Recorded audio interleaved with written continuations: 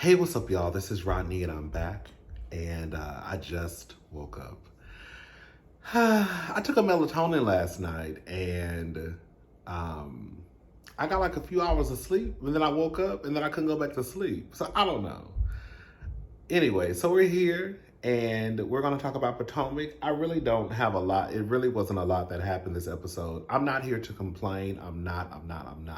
You know, I have to say this every episode. No one is forcing me to watch this show. No one is forcing me to review this show. I am choosing to participate in this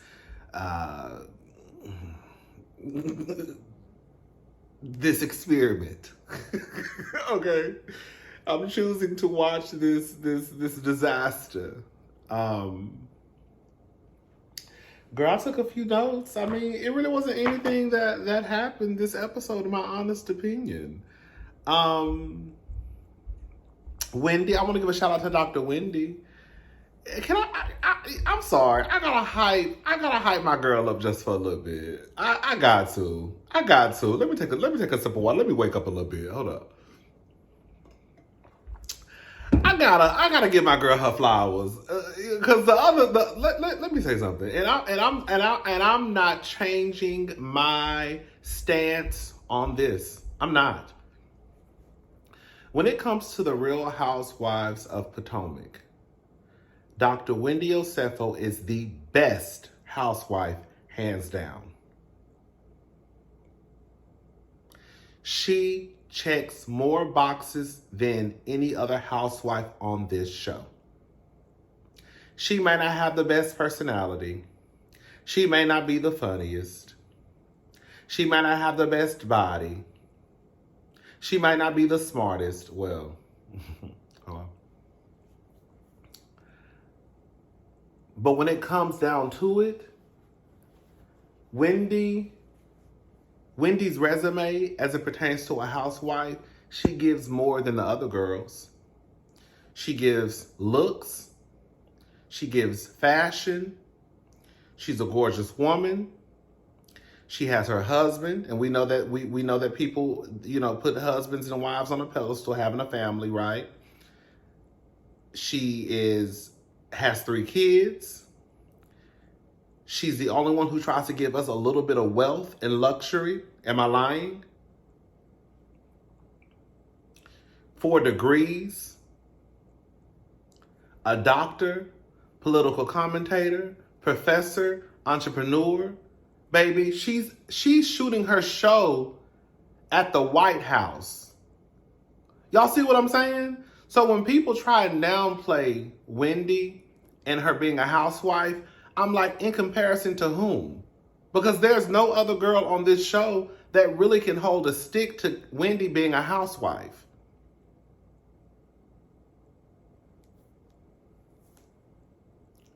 Wendy is the best Potomac housewife. Who else would it be? Because you're not going to convince me that it's Karen Huger. Karen Huger may have the best personality. She might be funny, but she's not the best housewife. Is it Ashley? I know y'all not going to tell me it's Giselle. Robin? Mia? Okay. You see what I'm saying? It's Wendy. Wendy was able to go to the White House and interview, I think her name Corinne Jean. I forgot her name. She's a White House press secretary. Let me figure out her name. Hold up. Corinne Jean Parsons. Is it Parsons? Did I just make the lady name up? Hold on, let me see. Pierre. Corinne Jean Pierre, yeah. Okay. So she interviewed her. I thought it was kind of cute that when she came in, she saw Karen, and she was like, the grind dog. Like, I was like, oh, this is really, really cute. Like, this is a White House press secretary, and she's like fanning out over Karen Huger. I thought that was really, really cute. But yeah, I just think that Wendy really does her big one on this show. I really do. And I think that if people step outside of their colorism, I think that if people step outside of girl wanting Karen and Giselle to be the it girls of the show, they'll realize, girl, the fact of the matter is the most impressive housewife is Dr. Wendy. But don't get it twisted. I got something for Dr. Wendy in a little bit. I give a girl their flowers, but then God will still gonna have something to say.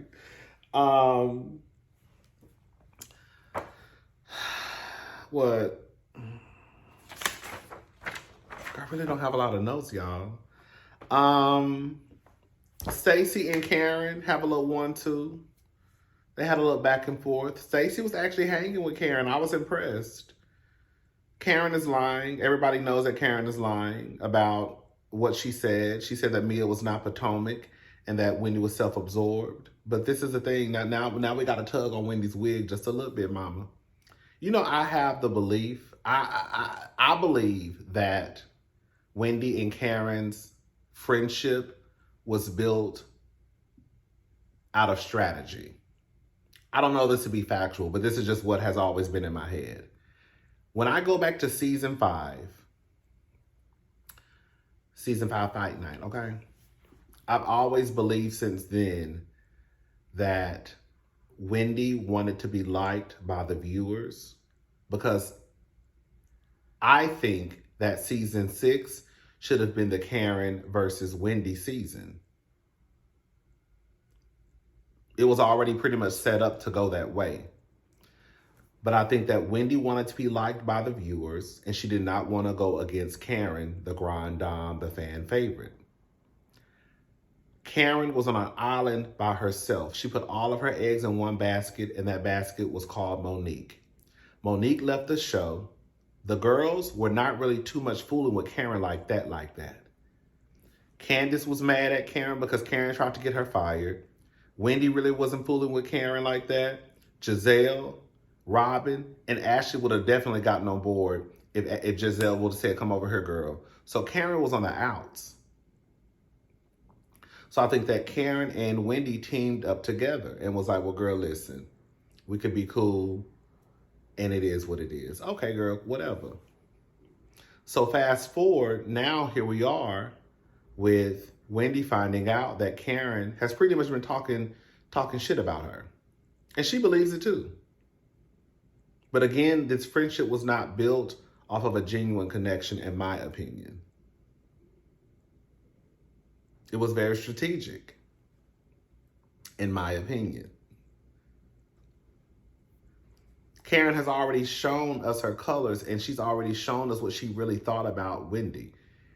Karen was the one who, when Wendy came into this group, as accomplished as Dr. Wendy is, she said she was not impressed by Dr. Wendy's resume. Well, girl, what in the fuck are you impressed by?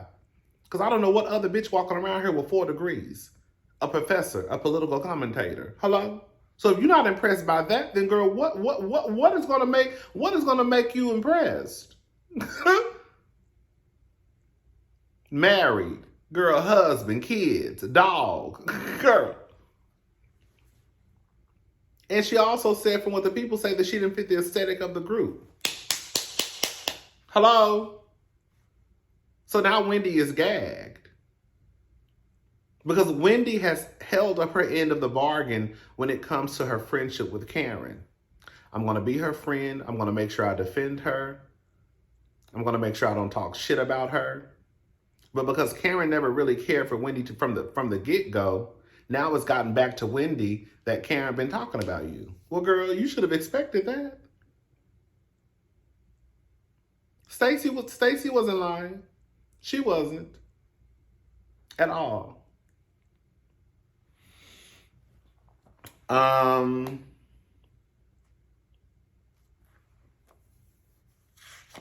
up. I don't know why I keep flipping these pages, girl. Okay. Wendy went to the White House. Stacy's gay best friend came on. He's actually kind of funny a little bit. I like the fact that him and Stacy, you could tell based off of the pictures that they've been friends for a very long time. You know, sometimes these girls be like, oh, this is my best friend. Girl, y'all been on each other for like a year and a half. Girl, but you could tell based off of those pictures that they really have some history. So he came into town. He thinks that TJ is a lot, and he is. TJ is too. Girl, let me shut up. Then Wendy should have. Wait. Oh, Karen says that Stacy should have stayed neutral. That's her issue with Stacy, because Stacy pretty much kind of had Mia's back about the whole, you know, how they approached her about the whole mothering thing, the paternity situation. And I put, if Stacy should have stayed neutral, then she should have had the same speech for Wendy and Giselle, because Wendy didn't stay neutral. No, Karen wanted Stacy to take her side. Because Wendy didn't stay neutral, Giselle wasn't neutral, Ashley wasn't neutral. They pretty much took Karen's side, and Karen was okay with that. It was that Stacy didn't take her side. At first, Karen said that Stacy didn't defend her, even though, girl, you were earshot when Mia was wearing your ass out. Whatever Mia said about Karen, she said the same thing about Stacy, to Stacy's face. Hello? Anyways, stood up for when she, Stacy says that she stood up for Karen when she called her a drunk and a cheater. Karen says that Stacy has basically ran a stop sign 3 different times, so she ain't really got no room to be talking about me. Girl, Karen, baby, it's not landing. And it's not landing because, one, girl, we know what we know. Miss Thomas Jefferson's concubine, hello. Miss, you are poor and you are white, hello. Miss Girl hit a tree, car blow up fast and the furious. Girl hitting tree signs, just hitting signs, running through residential neighborhoods. Miss Karen Huger. Girl, Stacy probably did run 3 stop signs, but she ain't hit no fucking tree. Okay, her car ain't exploded in the middle of a goddamn residential neighborhood. Okay? Karen, you need to, baby, girl, that's what I'm saying. That's how you know Karen is the Lou. Karen had all that stuff happen and still came her black ass onto this show this season talking about, I will be vindicated. I will be vindicated. Bitch, no, you won't. Well, girl, vindicated well. Because we just saw your car blow up on that beautiful beam footage. Okay, her car did not blow up. You know, I put a little extra stank onto it. But girl, all I'm saying is, girl, we saw what we saw. Ain't no vindication over here. Yeah. Baby, I'm talking about she ran 3 stop signs. Girl, I'd rather run 3 stop signs than, girl, run into a tree. Girl, car catch on fire. Girl, knock over 2 signs. Cuss these people out. Acting a fool. Girl, I had your husband outside, girl, digging through that purse. Talking about, oh, baby, I'm looking for the license. You want my license? The license. Girl. Anyway, let me leave Karen alone. We like Karen, but we just gotta call it for what it is, baby. They knew that Stacy wasn't lying about what Karen said when Stacy said that Karen took her to her favorite restaurant, Tally Ho. Right then and there, that was like, oh, she ain't lying. Girl. They had a dog show that were, you know, I was about to say giving away dogs, not giving away dogs. They were hoping that, Stacy was hoping that people would adopt the dogs. The dogs started shitting everywhere. I mean, girl, I'm not gonna lie, I did think it was funny when Karen said, Stacy, here's to your next shit show. I thought that was kind of funny. Girl, that was pretty much it. Girl, wasn't nothing happening, girl. Kay expects a ring by 2025. Kay, I thought you said that you was impressed about being married. Now you want a ring by 2025. The girls always telling themselves. Girl, didn't Kay say at the beginning of this season that she was not pressed about a ring or getting married or something like that? And girl, that was pretty much it, girl. You know, this season started out okay. No, that's a lie. The season started out actually cute. I was like, oh, this is a cute. I was like, okay, Potomac is actually kind of cute. It was cute cute to me. It was. Believe it or not, it was cute. Even with Candace not being in the picture, I was like, oh, this is actually cute. They're doing a good job. And then it just kind of went downhill. And here we are. Here we are.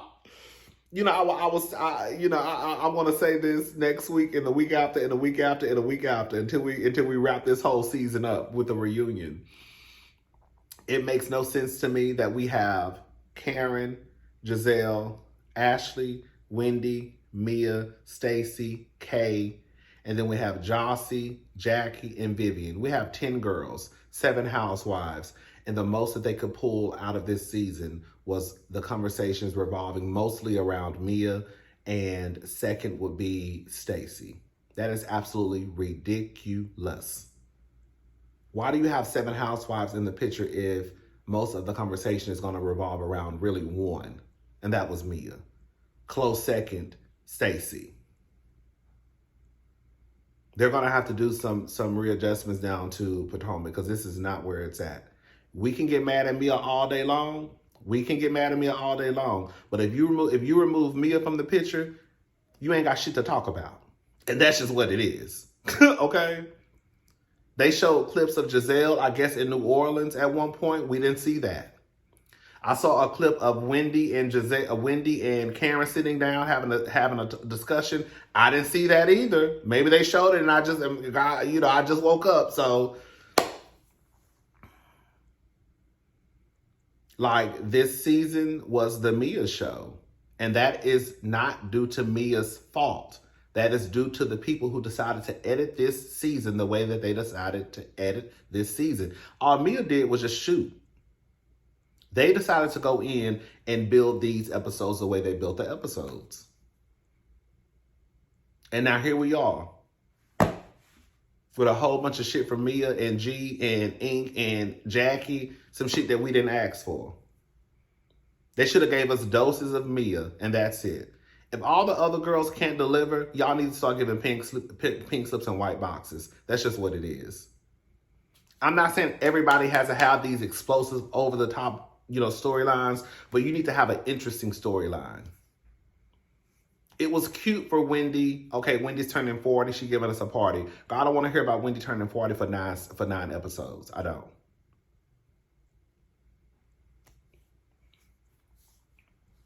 I'm going to go ahead and say I don't care about Giselle always shooting scenes with her kids. I don't. I want to know who dick Giselle sucking on. Because Giselle said in that van when they were in Panama that she likes to gobble on dick. Didn't she say that? I'm not even going to ask y'all. I'm telling y'all that's what she said. Who dick is Giselle gobbling on? That's when the girls don't want it. The girls really don't want to talk about their real life. And I don't like that. Anyways, it is what it is. It's going to be what it's going to be, girl. All right. I'll talk to y'all later. Have a good night. A good day. I'll be back later. Bye, y'all.